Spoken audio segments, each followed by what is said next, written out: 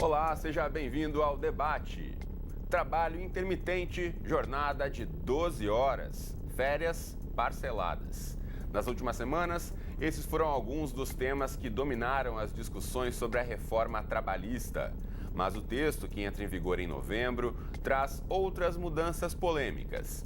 Entre as novidades estão pontos como regras para equiparação salarial e de demissão em massa. Desde 2009, a Justiça do Trabalho entende que antes de fazer uma demissão coletiva, o empregador precisa tentar uma negociação com o sindicato da categoria afetada. A prática era um entendimento de jurisprudência e não estava prevista na Consolidação das Leis Trabalhistas, a CLT. Agora, a reforma trabalhista deixa claro que o procedimento não é necessário. Essa é apenas uma das mudanças na legislação que está causando bastante confusão. Enquanto alguns especialistas afirmam que esta é uma modernização necessária da legislação trabalhista, outros acreditam que o texto reduz a proteção aos trabalhadores e precariza ainda mais os seus direitos. O fato é que não só o Brasil está mudando suas leis relacionadas às relações de trabalho. A França tenta atualizar a sua legislação, mas vem encontrando aí forte resistência popular. Em 2012, já o governo espanhol também aprovou uma reforma trabalhista usada como principal referência para um novo modelo brasileiro. Já um ano antes, Portugal havia mudado seu conjunto de leis. O debate de hoje aqui quer saber o que a experiência desses países pode ensinar ao Brasil. Vamos discutir também que mudanças nas relações trabalhistas estão previstas na nova legislação e qual é o papel do Estado na regulação das relações de trabalho. Para essa conversa, recebemos aqui no estúdio hoje o Leonardo Rabelo, que é doutor em Direito e coordenador do programa de pós-graduação em Direito da Universidade Veiga de Almeida. E também conosco está o sócio-diretor do escritório José Ricardo Ramalho Advogados. Bom, obrigado aos dois pela presença, é um prazer recebê-los aqui para poder discutir esse assunto aí que está na pauta não só do dia, mas das semanas, dos últimos meses e até anos, né? Muito foi discutido ao longo da última década sobre a necessidade de uma adaptação das leis trabalhistas no Brasil. Alguns dizem que algumas regras já chegam com atraso, outras que estão completamente fora do contexto. Queria começar ouvindo você, Rabelo, que é especialista em estudar o direito, em lecionar o direito. O que essa nova legislação traz aí de tão diferente assim para as novas regras de relação de trabalho no Brasil? A mudança, ela foi proposta há 20 anos atrás, de atualização, mas ela ficou adormecida esse tempo todo. Ninguém previa que ela fosse ser tirada da cartola e ser votada, aprovada e sancionada em menos de 2 meses. Ninguém podia imaginar até por conta de uma situação estrutural no país, de crise econômica, de crise política. Ninguém podia imaginar que isso pudesse ser feito tão rápido, ou seja, sem uma discussão prévia com a sociedade, com os atores sociais. E no cômputo geral, existem muito mais institutos em prejuízo do trabalho, do trabalhador, não vou falar de trabalho ainda, vou falar de trabalhador, do que vantagens, né? Você tem algumas possibilidades que eu sempre defendi, como parcelamento de férias, eu não vejo nisso grande problema. O fim do imposto sindical também vai obrigar uma reestruturação sindical, no sentido que os sindicatos vão ter que se sustentar, criar benefícios, programas de benefício, curso de capacitação. Eles vão criar novos modelos, isso também é positivo, e a pessoa fica livre para se associar ou não ao seu sindicato. São alguns aspectos que terminam positivos, mas são 3 aspectos positivos e 87 aspectos negativos, né, no meu ponto de vista.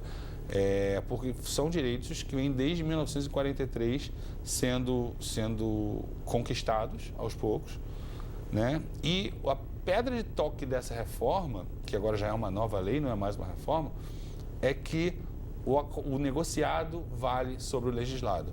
Mas eu nunca ouvi falar em um empregado que pudesse negociar as condições do seu contrato com o seu empregador. Talvez o Neymar, se disserem para ele, olha, Neymar, você tem que treinar às 7 da manhã. Ele falou, até 7 eu não chego, eu chego meio-dia. Aí fala, Neymar, se você não quiser, você não trabalha aqui. Ele falou, perfeitamente, eu trabalho em qualquer outro lugar do mundo. Nessa inversão de poder, ou de um nível de especialização altíssimo, talvez você possa falar ou reconhecia alguma possibilidade de negociação. Fora isso, para os trabalhadores normais, é muito difícil. Não, pouquíssimos são os trabalhadores que têm as condições de barganha como teria um jogador aí no nível do Neymar, infelizmente, né? Agora, Ramalho, você concorda? Essa legislação, ela vem no momento equivocado? A gente pensou aqui, como já disse o Rabelo, 43, né? Já faz muito tempo que aquela legislação da CLT já era parte aí da cultura popular, né? Do trabalhador brasileiro saber o que é a lei, que prevê a CLT. Na verdade, poucas legislações no Brasil tinham tanto conhecimento, né? Que o cidadão se apropriava dessa lei. Como é que você vê esse momento agora da reforma? Eu vejo com bons olhos. Eu acho que é uma tentativa de evolução. Logicamente que tem algumas coisas que têm que ser ajustadas aí, como bem falou o professor Rabelo. Mas, assim, no geral, eu acho que a priori, assim, de frente, nós temos um choque aí, vamos ter divergências de ideias, vamos ter muita discussão, muito debate, e isso vai se ajustando. Depois o próprio judiciário vai começar a ajustar isso, então vão ter que ser tomadas medidas para poder criar maiores proteções que talvez possam ter sido lesadas. Mas, assim, no geral, eu acho que tinha que haver uma evolução mesmo para que a gente saísse dessa parada. Nós estamos estagnados, nós temos que criar alguma alternativa para criar mais emprego. E eu vejo isso com bons olhos, porque eu acho que isso vai estimular, porque da gente ver a parte do trabalhador, que é a parte mais fraca, logicamente a gente vai dizer, não, ele não tem como negociar e etc e tal. Mas se nós vermos a parte também das empresas, nós vamos notar que muitas empresas vão à falência. Se você vê o trabalhador, a empresa paga X a ele, mas juntando com os impostos, isso dá 2X, isso dá quase o dobro do valor que você pagaria a ele. Então, assim, se tiver uma forma de diminuir, se tiver uma forma de lançar esse trabalhador de algum outro mecanismo de trabalho, que você possa economizar de alguma forma naquele investimento que você faz, por exemplo, num transporte, para deixar o trabalhador em casa, ou contratar ele por hora, que poderia diminuir o seu custo, mas ele poderia prestar serviço para várias outras empresas, e aí, juntando isso, daria um salário talvez até maior do que ele poderia receber se estivesse só numa empresa, e com um risco menor também de, perdeu aquele emprego, está acabado. Não, ele perdeu aquelas horas de trabalho, mas ele tem outras horas. Então, assim, eu vejo com bons olhos. Logicamente que isso está sendo bem impactante, porque nós temos uma legislação paternalista. Então, assim, a gente defende o trabalhador. E eu não defendo que não seja de outra forma. A gente tem que defender o trabalhador. Mas também temos que dar mecanismo para que ele possa se desenvolver melhor, para que ele possa negociar melhor. Vai falar assim, não, mas ele não tem força. Logicamente que ele não tem força sozinho. Mas isso é um estímulo para que ele se reúna em grupos, para que ele se sindicalize, para que ele busque se tornar forte, para que ele tenha uma negociação. Porque aí, se ele pertence a uma categoria forte, de um sindicato forte, isso vai ser negociado de igual para igual com as empresas, e quando ele for lá fazer aquele contrato individual, ele vai ter que obedecer a umas regras que já foram negociadas. Então, assim, a coisa vai se equilibrar. Lógico que nós vamos ter muitos erros que terão que ser corrigidos, que terão que ser revistos, mas eu acho que, no geral, nós precisávamos disso e isso vai evoluir, sim. Bom, a gente acompanhou aí muito sobre as polêmicas por trás das discussões, e essa discussão sobre a reforma trabalhista no momento em que o Brasil atinge taxas históricas de desemprego trouxe à tona um debate acirrado entre economistas, sociólogos, juristas e tantos outros setores aí. 74 anos depois da criação da CLT, a consolidação das leis do trabalho, não há um consenso entre os especialistas se menos regulação ou uma flexibilização de normas daria impulso ao emprego formal sem perdas na qualidade das condições de trabalho. A gente vai mostrar agora uma reportagem sobre a aprovação da reforma no Senado, quando inclusive houve um grupo de senadoras que ocupou os lugares da mesa diretora no plenário para tentar impedir o início da votação. Se você não conferiu, então veja só como foi.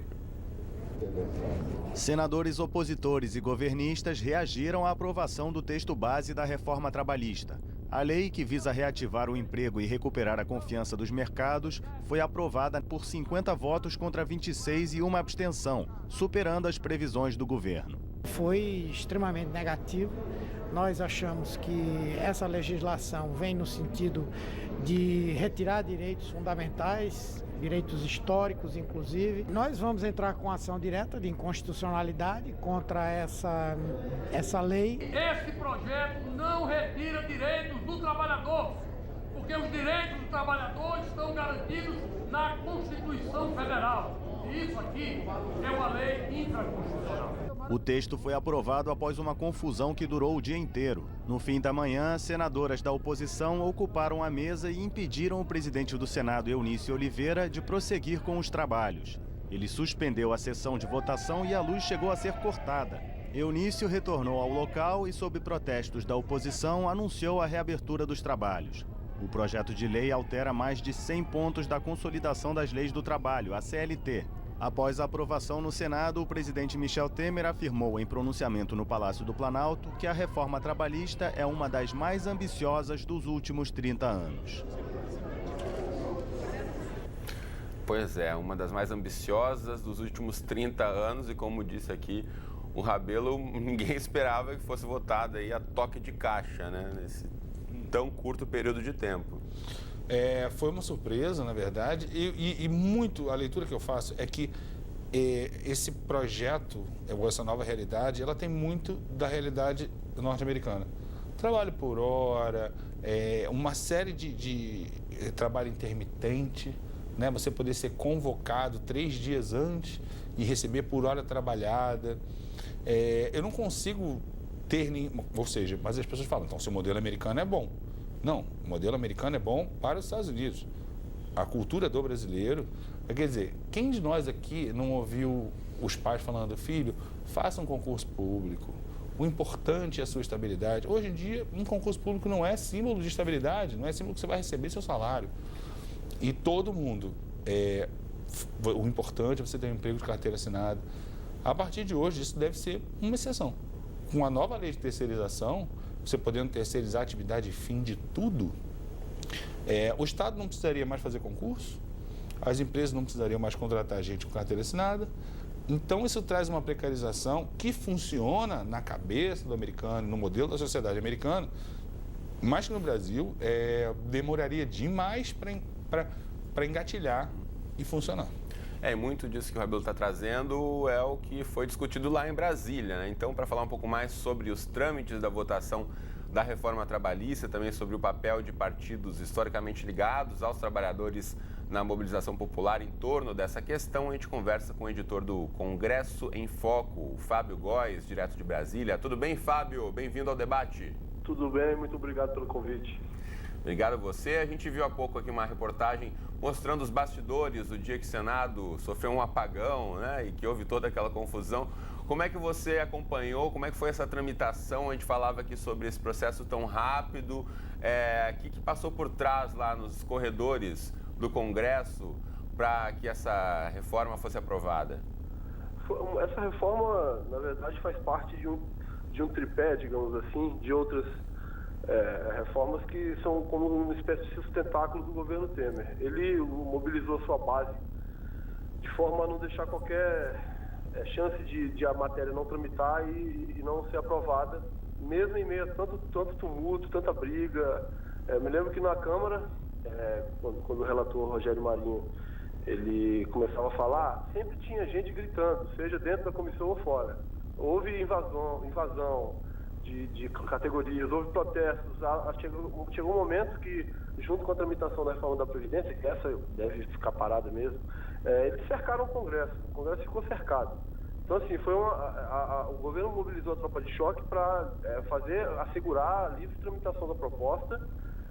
Foi aprovada tranquilamente na Câmara, claro que com muita gritaria da oposição. Quando chegou ao Senado, a gente viu o que aconteceu, né? Teve até senador brigando dentro da Comissão de Assuntos Econômicos. Na primeira sessão foram 3 comissões, né? Que o projeto de lei 38 tramitou nessas 3 antes de ir para o plenário: Comissão de Assuntos Econômicos, Comissão de Assuntos Sociais e Comissão de Constituição e Justiça. O governo, não só agora, nessa questão da denúncia, o governo mobilizou a caneta, vamos dizer assim, para aprovar a reforma. Já na época da tramitação da Câmara e agora mais acentuadamente no Senado, a força do cargo de presidente da República, Temer usou à vontade. Essa reforma também envolveu a mobilização de líderes, ameaça, fechamento de questão, com ameaça de expulsão de membros que não votassem a favor da reforma, cargos distribuídos livremente. Então não foi só na denúncia. Agora, na reforma trabalhista, nessa última etapa do Senado, o governo se mobilizou muito para aprová-la. Bom, a gente falava aqui também um pouquinho sobre essa questão da cultura do Brasil em relação à CLT. Eu queria ouvir do Ramalho um pouquinho essa questão, né? Como o Rabelo já disse, muito se pegou da estrutura norte-americana, dessa flexibilização. O que pode significar essas novas regras do jogo agora para o mercado de trabalho? O trabalhador brasileiro tendo que se ver frente aí a esses novas formas de acordo, né? Ou tendo menos poder ou mais, como a gente já falou aqui, mas tendo que se acostumar com uma nova regra do jogo na hora de uma contratação. O trabalhador brasileiro ele se adapta muito fácil, né? Então vai haver um choque de adaptação aí, mas eu vejo que vai haver uma adaptação normal. Eu acho que a questão do trabalhador brasileiro hoje vai ser a questão de, como você bem disse no início, isso era uma lei que o trabalhador já tinha se apropriado dela. Todo mundo entendia muito de direito do trabalho, ele entendia dos seus direitos. E hoje a coisa mudou assim, ficou uma loucura, uma confusão e ninguém está entendendo nada por enquanto. Mas daqui a pouco eles vão começar a se adequar. Então, assim, isso vai evoluir. Logicamente, como bem disse o professor Rabelo, a gente está trazendo uma cultura norte-americana, mas a gente tentando adaptar aqui no nosso país de terceiro mundo, onde as relações trabalhistas não são bem umas relações já fortes como são lá, os sindicatos não são fortes como são lá. Então, assim, isso terá que ser fortalecido para que a gente caminhe, porque senão nós não vamos caminhar, nós vamos ficar estagnados, aí sim nós vamos ter uma mortificação aí do direito do trabalhador mesmo. Então, assim, tem que haver agora uma evolução, tem que haver um trabalho, tem que haver uma união dos trabalhadores, cada um na sua categoria, se unir nas categorias, se unir aos seus sindicatos, à sua categoria, para que eles possam brigar de igual para igual com o patrão, porque agora ele vai ter que negociar com o patrão. Então ele vai falar, eu não posso negociar porque eu sou muito fraco. Não, mas você é fraco em um, mas em vários não vão ser fraco. Então, assim, usando aí o exemplo do professor, se o trabalhador brasileiro ele ficar só único, ele não vai negociar. Então, assim, ele não é o Neymar tem um só. Então, ele tem que se unir para ter um grupo para que ele possa evoluir isso. Então, assim, as negociações, elas vão começar e daqui a pouco o trabalhador brasileiro, ele não fica calado, ele não fica parado. Então, ele vai buscar os seus direitos, ele vai buscar entender desse direito e cada um na sua categoria, o que vai trabalhar, continuar trabalhando, seguindo as regras, ter carteira assinada bonitinho e vai ter aquele que vai querer, não, eu prefiro trabalhar de casa. Nesse sentido que você fala, o trabalhador brasileiro, ele não fica quieto de fato, né? A gente sabe aí do número recorde que a gente tem de reclamações e processos da justiça trabalhista, né? De fato, eu acho que dos maiores números de processos que a gente tem no país é a do trabalhador tentando buscar os seus direitos. Quero voltar a chamar o Fábio, que conversa conosco de Brasília, representando o Congresso em Foco. Fábio, muito tem se falado também a partir dessa derrota, né, da oposição, de ter perdido espaço, aí os partidos historicamente aliados aos trabalhadores tendo perdido essa votação. Fala-se muito também da nova configuração dos sindicatos. Como é que isso está rolando nos bastidores? O que pode estar aí provocando essa dificuldade tão grande aí de os trabalhadores, na verdade, os partidos ligados aos trabalhadores defenderem suas causas? Olha, eu estou percebendo já há algum tempo uma desmobilização das centrais sindicais. Eu acho que elas não falam a mesma língua. Inclusive agora, para a próxima fase, o governo vai mesmo com tanta denúncia, falam em 3 denúncias, mesmo assim, com essa maré negativa, o governo vai querer, já começou a falar, o Carlos Marum, vice-líder do governo na Câmara, já começou a falar para colocar a reforma da Previdência em jogo logo, e é isso mesmo, tem que voltar à normalidade e tal. E nessa toada, a Força Sindical, por exemplo, que é entre as maiores centrais sindicais do país, já negocia com o Temer uma alternativa ao fim do imposto sindical. E a depender dessa negociação, eles podem, inclusive, voltar a apoiar o governo para aprovar a reforma da Previdência, o que eu acho tanto improvável. Eu vejo que, por outro lado, a CUT, depois da derrota, né, da reforma trabalhista, também não tem se mobilizado muito. A mais recente greve geral foi bem menos expressiva do que a outra, a primeira desse ano. Então, o que eu vejo é que a falta de união das centrais sindicais, da classe, dos sindicalistas, né? É um contingente muito grande de trabalhadores que são representados nessas duas principais que eu falei, CUT e Força Sindical. Só que nem eles entre si estão se entendendo para como agir diante dessa derrota e na eventualidade de uma votação da reforma da Previdência, e também junto não estão se fazendo traduzir por meio de suas representações parlamentares, né? O pessoal do PT, de uma forma mais tímida, o PCdoB e partidos menores como Rede, PSOL, que estão agora nesse campo da oposição. Eu não tenho visto esse discurso afinado, essa estratégia. Não existe uma estratégia eficaz para como reagir a essa derrota grande que eles tiveram na reforma trabalhista, com o fim do imposto sindical, o imposto obrigatório. E é isso, no Senado, na Câmara, não se vê a presença das centrais aqui de uma forma que para eles seria mais eficiente, mais interessante. Abelo, o Fábio nos traz essa questão de que as centrais sindicais não se entendem nem entre si, nem entendem o que os trabalhadores querem, né? E como a gente tentar compreender essa configuração, né? Historicamente já tiveram um papel fundamental aí na garantia dos direitos dos trabalhadores, na manutenção desses direitos também, e agora parece que junto com essa aprovação há uma confusão aí mesmo na própria organização dessas centrais.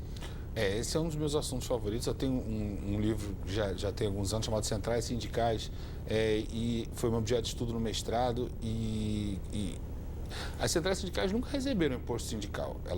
A Associação das Confederações, Federações e Sindicatos, as centrais são voluntárias. Elas escolhem a central que ela quer. Na verdade, a central não tem nenhum papel na estrutura sindical formal brasileira, mas tem um papel político fundamental.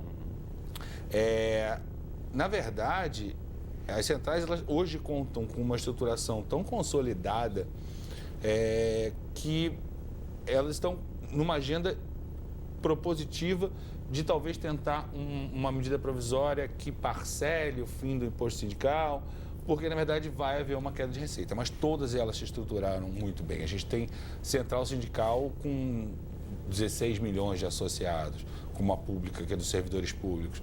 Então, a estrutura deles hoje é muito consolidada e a dependência deles não é mais do imposto sindical, ele depende dos sindicatos, que, por sua vez, dependem do imposto sindical. Né? Então, é um jogo casado, mas os interesses são conflitantes. Existem representações no Congresso, tanto da Força Sindical quanto da CUT, enfim, elas têm os seus representantes no poder público, e eu acho que em 2018 talvez elas estejam se articulando para efetivamente participar em formação de bancada. Aí faz mais sentido. Eles estão focando em estruturar uma participação política efetiva pelo Brasil afora. Você imagina, 16 milhões de participantes ou de trabalhadores ligados a essa central. É muito voto. Então, é para fazer uma bancada grande. Então, eu acho que o papel das centrais hoje vai se configurar numa ocupação de espaço dentro do Congresso Nacional na eleição de 2018. Bom, a gente já está encaminhando para o finzinho desse primeiro bloco do debate. Quero voltar a chamar o Fábio antes de me despedir para ouvir uma conclusão nesse sentido. Fábio, até uma indicação do presidente Temer de que vai aprovar algumas medidas provisórias alterando a legislação recém-aprovada. Como é que você vê isso nos bastidores? O que isso significa? A lei já nasce caduca? Eu acho que as palavras iniciais do presidente Rodrigo Maia, do presidente da Câmara, depois, mesmo mais ou menos na mesma linha, o presidente do Senado, Eunício Oliveira, dizendo que, manifestando uma contrariedade em relação à mudança da reforma por meio de medida provisória. Ora, o líder do governo, Romero Jucá, o líder do governo do Senado, levou uma carta que não tinha timbre oficial, não tinha assinatura do presidente Michel Temer. Foi uma carta praticamente... estava escrita, mas era como se fosse um acordo oral ali, uma coisa de palavra mesmo. E são 6 pontos que, poxa, há quem diga que são dezenas de pontos controversos, muito controversos. Mas veja, gestante e lactante em ambiente insalubre, serviço extraordinário da mulher, acordo individual para jornadas de 12 por 36, trabalho intermitente, que esse é nos moldes dos Estados Unidos, aí, como já foi falado aí, que é bem complicado para a nossa realidade. Representantes dos empregados, né, em negociações. Negociação do intervalo ultrajornada, que é uma coisa mais complicadinha, mas também está nesse pacote de sugestões que Jucá assegurou que Michel Temer vetaria. Aliás, desculpa, colocaria numa medida provisória para alterar a legislação. Bem, eu não estou vendo que vai ter aceitação fácil aqui não, aqui no Congresso. Esse acordo foi um acordo para inglês ver. Foi, de novo, o Jucá, ele se valendo de sua habilidade inata aqui, reconhecida por todos, inclusive pela oposição, ele conseguiu levar no papo essa aprovação. Esses 6 pontos aí chegando aqui ao Congresso por medida provisória, vai ter uma objeção gigantesca, porque tem muita gente tranquila e satisfeita com essa aprovação. Eu publiquei uma reportagem recentemente mostrando que 75% dos senadores que aprovaram em plenário o projeto de lei 38 são empresários. Isso sem contar os que não declaram ser donos de empresa nas suas declarações à Justiça e aqueles que também beiram a criminalidade, sim, ao ocultar patrimônio, né? Então, a situação é muito mais profunda do que a gente imagina. 75% legislando em causa própria. Então, eu acho que aqui, quando chegar esse MP, não vai ser aceita, não. Bom, a gente vai continuar acompanhando por aqui, mas por agora, então, Fábio Góes, editor do site Congresso em Foco, muito obrigado por ter participado do debate de hoje. Até a próxima. Obrigado, um abraço a todos. Muito bem. Rabelo Ramalho continua no estúdio aqui comigo. O debate faz um rápido intervalo e volta já.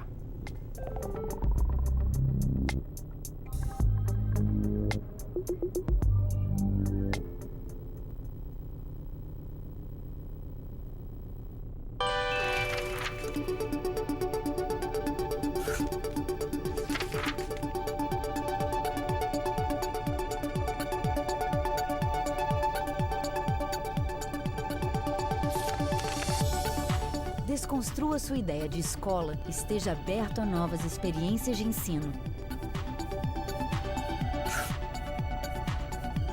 Destino Educação Escolas Inovadoras. Quinta, 8 da noite.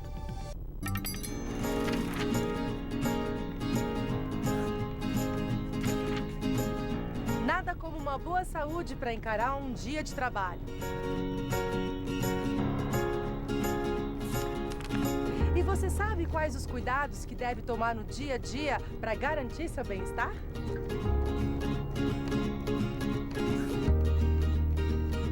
Almanac Saúde. Quarta, 8 da noite. Geleia de lírio do brejo. Farofa de urtiga. Maionese de coentro. Todo mundo fala, uau, que novidade, nunca comi flor. Direto do pé para a panela. Regina Casé mostra algumas plantas comestíveis. Morrendo de fome, eu tô quase dando um mergulho. Obrigado. Louca pra comer com um cheirinho bom. Um pé de quê? Um pé na cozinha. Quarta, 10 da noite.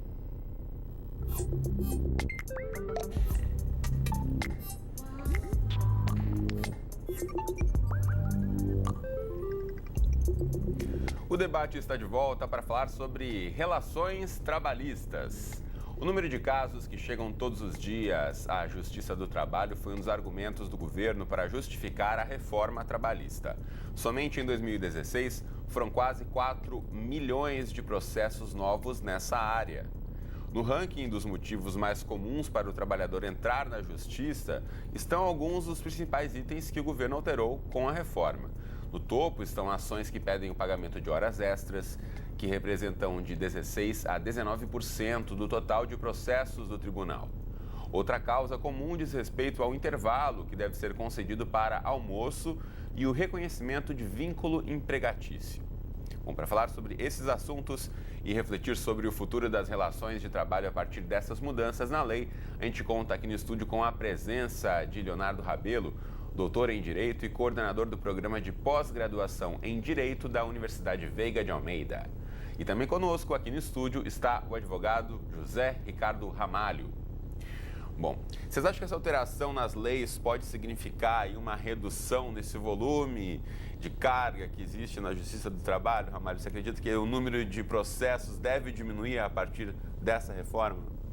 De imediato, acredito que vai até aumentar, porque vai ser tanta interpretação diversa, né, diferente uma da outra, que eles vão levar isso tudo para o judiciário decidir. Então, assim, eu acho que de imediato a gente vai ter um aumento aí sim.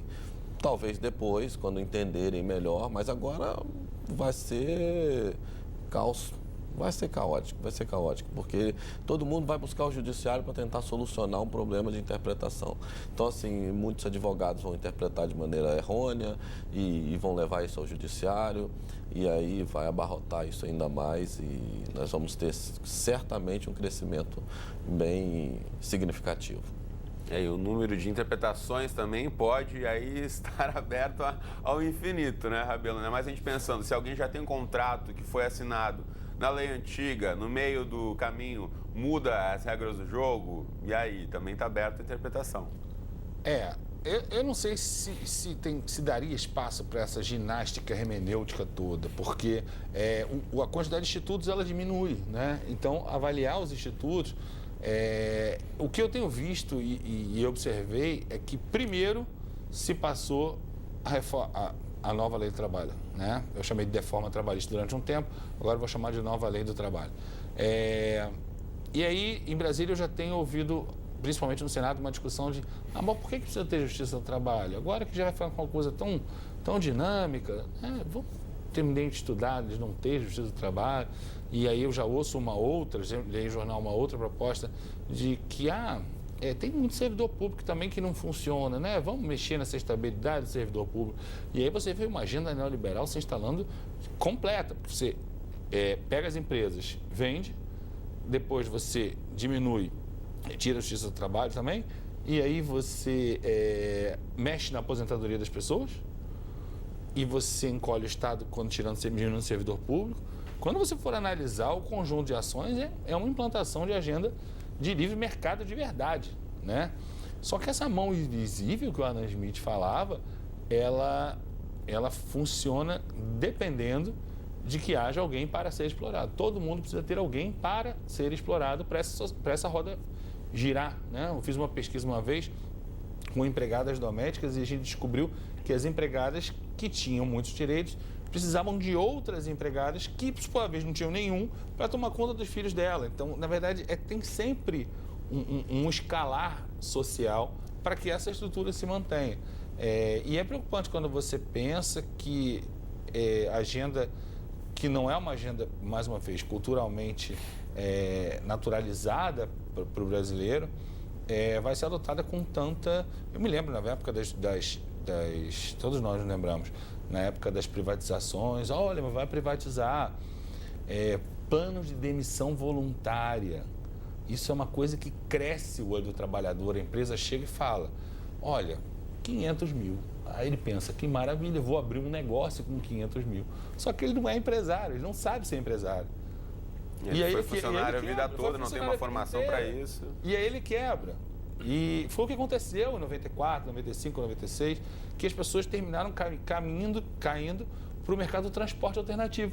Porque o que sobrou do dinheiro dava para comprar uma Towner, uma Besta, daqueles carros de fazer transporte. Fazia uma van de cachorro-quente, né, naquela época. Explodiu, né, na época. Então, principalmente o servidor primórdios antes de food truck, né? Hoje em dia talvez abrir alguns food trucks por aí. Bom, mas só uma alteração no artigo 6º da CLT, lá em 2011, tratou da indistinção entre o trabalho realizado no estabelecimento do empregador e o praticado à distância, o que inclui o trabalho feito em casa. Dessa forma, a jurisprudência entendia, de modo geral, que o empregado em home office, como também é chamada essa modalidade, estava sujeito aí às mesmas regras dos demais trabalhadores da empresa, como, por exemplo, o controle de jornada, quando isso fosse possível na prática. A reforma trabalhista mudou um pouco essa equiparação de condições no que se refere a alguns temas específicos. Agora é previsto que o trabalho em home office não está mais sujeito ao controle de jornada, o que acaba por excluir esse trabalhador do recebimento das horas extras. Outro aspecto importante diz respeito aos gastos com equipamentos, infraestrutura e despesas em geral para poder realizar o trabalho, ou seja, aquela pessoa que trabalha no computador, que precisa de uma linha de telefone, uma conexão à internet e por aí vai. Com a reforma, a CLT então passa a prever que essas despesas devem ser previstas no contrato. Quem fala com a gente agora então é quem trabalha de casa, é a Júlia Linhares, ela é produtora de conteúdo em marketing digital. E no caso dela, por uma decisão pessoal, com o nascimento do segundo filho, a Júlia decidiu trabalhar como prestadora de serviço e hoje divide o seu tempo entre o trabalho e a dedicação aos filhos. Bom, chamo agora então a Júlia, bem-vinda ao debate, tudo bem com você? Tudo bem, boa noite. Olá, então Júlia, conta pra gente, você então que tomou essa decisão, né, muito antes dessas discussões todas de nova legislação ser aprovada, como é que você organiza a sua rotina para atender demandas de quem te contrata, né? Você é uma prestadora de serviços, não para apenas uma empresa, então como é que você organiza essa rotina junto com seus afazeres pessoais? Eu tenho alguns clientes, né? Então eu trabalho como freelancer para alguns clientes, então eu divido a minha rotina entre o cuidado com meus filhos. Basicamente, eu tenho 2 filhos, um de 4 e um de 6 meses, né? 4 anos e um de 6 meses. Então, na parte da manhã, eu fico com eles, né? Para justamente aproveitar a flexibilidade do meu horário de trabalho. Na parte da tarde, o meu mais velho está na escola e eu fico com o menor em casa. Então, eu trabalho basicamente quando ele dorme, quando ele para brincar um pouquinho. Mas a grande parte do meu trabalho é justamente à noite, depois que eles dormem, e que eu vou sentar para, de fato, planejar o trabalho ou fazer alguma coisa que exige maior concentração, entendeu? Bom, Júlia, mas você, então, que já trabalha nessa modalidade do home office, né? Como eu disse, antes dessa nova legislação ter sido aprovada, o que fez de diferença? Você acha que a nova lei trouxe, de fato, benefícios, né? Que esse é o argumento de muita gente, que, na verdade, a lei veio aí para se atualizar a situações como a sua ou como de outras pessoas que já trabalham por conta. Você acha que a lei trouxe benefícios para trabalhadores como você ou não fez diferença ou até prejudicou? Não, eu acredito que a longo prazo ela vai ajudar, né? Porque, na verdade, não vai fazer muita diferença você prestar serviço, né? Como home office, ou você está ligado a uma empresa, né? Porque, na verdade, o que fazia diferença você estar ligado a uma empresa eram os benefícios trabalhistas. Uma vez que isso acaba, né, que essa nova reforma mudou muita coisa, não faz tanta diferença para o trabalhador. Eu acho que até é uma vantagem para quem trabalha como eu, porque vai ter mais flexibilidade de trabalho, vai poder escolher o que faz e como gerencia o seu trabalho. Bom, a gente está vendo algumas fotos, você e seus filhos aqui, de fato são momentos especiais aí que todo mundo que tem que bater cartão de horário, entrada e saída, sempre fica pensando, né, quem tem família aí, o que poderia estar fazendo se estivesse mais perto dos pequenos. Já volto a falar com você, Júlia, quero trazer esse ponto aqui para o estúdio. Como é que vocês veem isso em relação a situações como a da Júlia, né? Ela não presta serviço apenas para uma empresa, é uma prestadora de serviços para diversos é uma fornecedora para diversas empresas, na verdade. Como é que isso pode estar trazendo benefícios como ela espera aí a longo prazo, Rabelo? O trabalho como fator de produção, ele sempre vai existir. Independente de qualquer coisa, com lei ou sem lei, o trabalho sempre vai existir. Na verdade, o que saiu prejudicado nisso foi o emprego, né? O trabalho, como o da Júlia, que trabalha em casa, e o home office sempre foi, há um bom tempo ele vem sendo desenvolvido, até porque ele é uma economia para a empresa, né? A pessoa normalmente gasta a luz dela, gasta a comida dela, o espaço físico dela, que é computado no custo, ela também não gasta. E termina sendo uma solução muito comum hoje em dia. Na Espanha já existe, e aqui no Brasil também, alguns funcionários públicos que estão trabalhando de casa, que termina sendo economia para todo mundo. Só que a partir do momento que você não coloca um limite de hora e não pagamento de hora extra, isso pode ser um tiro no pé, porque a pessoa pode ser demandada a ficar logada no computador 12, 13, 15 horas por dia, porque está dizendo que, não, mas não paga hora extra, mas o limite da jornada continua sendo 8. aí eu vou concordar com o Ramalho, que eu acho que vai ter que precisar haver algum entendimento nesse sentido. Se você aplica... Porque o que acontece com a Júlia? Ela tem um trabalho, ela tem, aliás, mais de um, porque ela tem alguns clientes. Isso vai ser cada vez mais comum, as pessoas terem muitos clientes e muitos trabalhos. O que vai ser incomum é uma pessoa ter uma carteira assinada. Isso vai ser cada vez mais incomum. Na verdade, o trabalho vai ocupar o espaço do emprego. E essa mudança de paradigma é que eu acho que vai ser o grande desafio de adaptação cultural. O Ramalho falava isso no primeiro bloco, né? Sobre a pessoa poder ter a possibilidade aí de ter mais de uma relação de trabalho, mas não vai ter aquele emprego, ou não vai ser vinculado a apenas uma empresa. Mas a gente está maduro já para essa nova mentalidade, Ramalho? Eu não vejo maturidade de imediato, mas eu vejo que tem que haver uma adaptação aí. Até a própria Júlia disse, olha, isso a longo prazo... Eu também vejo assim. Há um prazo bem razoável, acho que a gente vai ter uma adaptação e aí sim as pessoas vão começar a vivenciar isso vai virar uma rotina e eles vão criar mecanismos de desenvolvimento disso. Agora, de imediato, isso vai ser realmente um baque, vai ser um baque de interpretação, vai ser um baque vai ser um susto, o trabalhador vai... Não, perdi todos os meus direitos. A gente vê aí muitas tiragens. A nova reforma é como se fosse assim, uma escravidão, um negócio assim. Não, na verdade não é bem isso, mas a gente, logo no primeiro impacto, a gente pensa nisso. Mas com essa adaptação, um prazo bem razoável aí, eu acho que nós vamos ter uma melhoria, uma extensão aí no nível de emprego e as pessoas vão se adequar melhor e tem que aprender. Eu acho que o Brasil tem que dar um passo mais à frente. Tem que dar um passo. E esse passo tem que ser dado por todos os cidadãos, inclusive o trabalhador. Ele não pode ficar esperando só que o judiciário resolva o problema dele, que ele fique restrito à CLT, que os direitos dele sejam só aquele restrito naquele ambiente. Não, a gente tem a Constituição aí para defender os direitos do cidadão. Então, assim, a gente tem uma série de outros direitos que vão ser garantidos e o cidadão tem que sair para a briga, o brasileiro tem que sair para a briga e a gente tem que fazer esse país evoluir. Muito bem. Júlia, você, enquanto uma pessoa que tem trabalho, como já falamos aqui, mas não tem essas garantias, como a gente já falava aqui ao longo do programa, que muitos brasileiros estão acostumados, né, a ter o 13º, a ter ali os seus direitos recolhidos, como é que você, enquanto autônoma, consegue se organizar em relação a isso? Aí eu pago minha previdência, eu continuo fazendo tudo, só não tenho aquela questão do contra-cheque, do vale transporte e do ticket de refeição, né? Que normalmente são os benefícios que as empresas fornecem, né? Esse tipo de benefício eu não tenho, né? Mas eu continuo pagando a minha previdência, por exemplo.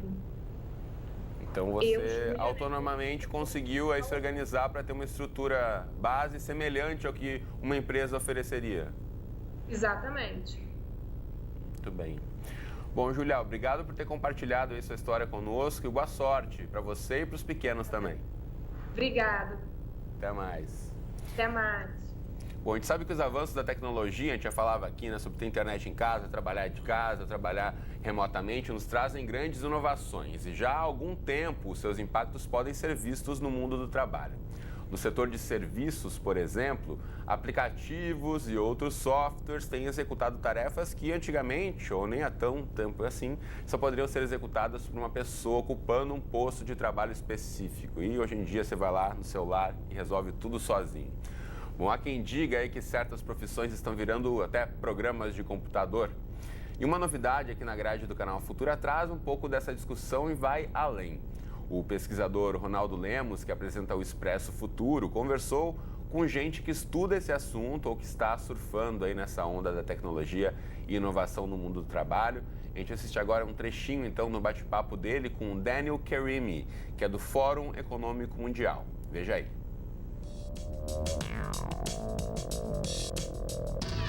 Do you think we are heading to a world, and I know it's hard to predict, in which people will be working more or less because of technology? I think the technology has always enabled people to get rid of mundane tasks. If you think about the previous revolutions, it's always the task that would go first is the repetition, right? And repetitive tasks that we had to perform on the course of the day. And I think now with the cognitive revolution that is taking place from the digital point of view, I think perhaps we can get rid of some of the mundane mental tasks. A tecnologia vai acabar permitindo que a gente se concentre em coisas mais criativas, de criatividade e menos de repetição. Agora, toda vez que a gente fala em revolução, a gente fala em mudanças, né, políticas, sociais. Então vamos ver o que ele pensa de, por exemplo, as consequências econômicas e políticas relativas a essa quarta revolução industrial. If the technological change is faster than social change faster than the political change, that's where a lot of tension may arise. If we think about it and move in one direction, more or less at one speed, or at least recognize that there will be differences in the speed of change, then perhaps we can really make it in a positive development. We at the World Economic Forum also this year in Davos held a meeting of the technology leaders of these big technological giants that said, look, we understand that technology that we're championing will create significant change, and we also realize that we are responsible. So we are creating a coalition of various really tech giants that will pull their resources together on reskilling, retooling, retasking a lot of their workforce and the broader population. In order for us to take full advantages of technology, we need to remain human.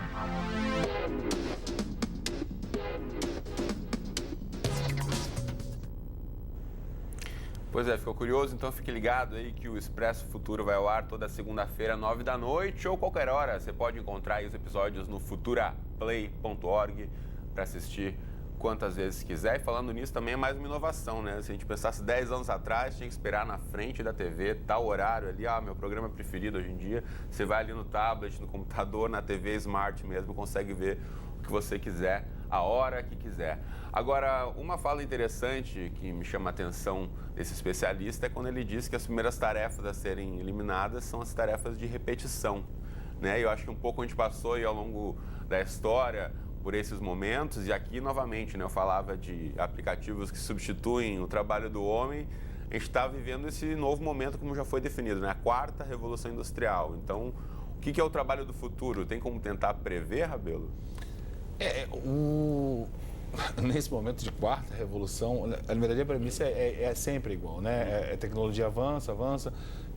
Outro dia eu estava lendo um artigo sobre os robôs que fariam o lugar do oftalmologista na detecção de doenças oftalmológicas. Então, você colocava o olho, o robô passava milhões de padrões e aí ele olhava e falava, você tem um glaucoma. Porque eu repeti milhões de imagens e glaucoma é o que você tem. Só que tem uma coisa que o computador não sabe fazer, lidar com situações não previstas. E o que acontece com a relação entre pessoas, normalmente são situações não previstas. Se aparecer uma doença que não está no banco de imagem daquele computador, ele não vai conseguir dizer que é glaucoma nem o que é, porque ele não vai saber batizar. A maquininha vai travar e vai dar pau. Ele vai travar e vai fazer page not found, ele não vai conseguir descobrir o que é. Então, o mundo do trabalho mudou. Hoje, a maior transportadora do mundo não tem carro, a maior hoteleira do mundo não tem hotel, o maior repositório de imagem não tem nenhuma foto. Então, mudou, né? A gente migrou para um universo paralelo, que é o universo digital. Há quanto tempo a gente não revela uma foto? Se der problema no nosso computador, a nossa vida, nossos anos de registro, o crescimento vai acabar. Então, o mundo mudou? Mudou. É um novo mundo? Não se pode falar o que vai ser daqui a 10 anos. Eu costumo dizer que existe um trabalho que está sendo discutido, se na verdade está começando, que é o gestor de morte digital. A pessoa morre e aí a família escolhe, olha, eu quero as fotos que estão lá na senha da pessoa e é um patrimônio nosso, eu quero que você baixe, dê pra gente. No Facebook eu quero que você acabe com o Facebook, quero que tire todas as menções do Google, é uma pessoa que vai gerenciar a sua morte digital, porque na verdade hoje a gente tem duas vidas. A gente tem a vida física, real, E normalmente a digital é sempre bem melhor, né? Que é o que a gente gosta de mostrar. As cores são melhores, a luz é melhor. Tudo é melhor. A paisagem é melhor. Mas são duas vidas paralelas que se vive. E o que vai ser do mundo do trabalho daqui para frente? Eu tenho um filho pequeno, eu não posso garantir que ele não vai ser um piloto de drone ou qualquer outra coisa que se venha inventar. Então, assim, eu defendo que daqui a 100 anos vai se olhar para trás, para esse nosso momento, que vai se apontar como a maior revolução da história da humanidade. Muito maior do que a Revolução Francesa, a primeira Revolução Industrial. Essa é a única revolução e o que é hoje já não é mais. Antes, 200 anos para alguma coisa mudar. Hoje uma coisa é. Hoje mesmo ela não é mais. E tudo muda. E o problema de trabalhar com direito é que, para sempre, se tem que entender a mudança. Né? A gente se preparou e estudou uma coisa e trabalhou durante 15, 20 anos nessa coisa. Essa coisa hoje já não é mais. Né? Então, as pessoas e a relação entre as pessoas é uma coisa muito delicada, mas que é a tônica da nossa vida. Sem dúvida. Eu vou chamar agora, então, para falar um pouquinho mais sobre o futuro das relações de trabalho, a Luísa Mesquita, que é coordenadora de inovação do Instituto de Tecnologia e Sociedade, o ITS Rio. Luísa, a gente está conversando um pouquinho sobre o futuro do trabalho, mostramos um pouquinho aqui do Expresso Futuro e estamos nessa trilha aí de uma cultura do compartilhamento também no mundo do trabalho. Fala um pouquinho para a gente aí como é que vocês têm acompanhado, por exemplo, expansão dos espaços de coworking e outras iniciativas. Oi, boa noite, Cristiano. Então, os espaços de coworking, eles são, na verdade, as novas tecnologias, né, elas estão trazendo novas possibilidades de trabalho e novas relações de trabalho e que estão muito baseadas nesses novos espaços também que estão surgindo, né? Os espaços de coworking é um fenômeno internacional que aqui no Brasil pegou também muito forte. A gente tem bastante espaços de coworking aqui no Brasil, crescendo cada vez mais. Isso traz, eles estão muito associados a novos valores também, né? Novas relações de trabalho associados a valores sociais, a valores de criatividade, que estão mudando o próprio mercado de trabalho mesmo. Então, é uma mudança muito forte que está acontecendo com a contribuição das novas tecnologias de informação e comunicação. Agora, um outro ponto importante para a gente levar em consideração, frente a essas novas relações, é a questão da confiança, né? Você tem um novo momento aí de você confiar nesse seu colega de trabalho, mesmo na relação de trabalho com quem você está sendo contratado, né? Que esses espaços de coworking também eles estão muito associados ao movimento empreendedor, ao movimento da economia criativa, que acho que são também mais ligados a profissionais autônomos ou pequenos empreendedores, que estão começando a trabalhar numa nova lógica, né? Numa lógica diferente da lógica que a gente tem nas grandes empresas, naquela relação que a gente trata de confiança entre empregado e empregador.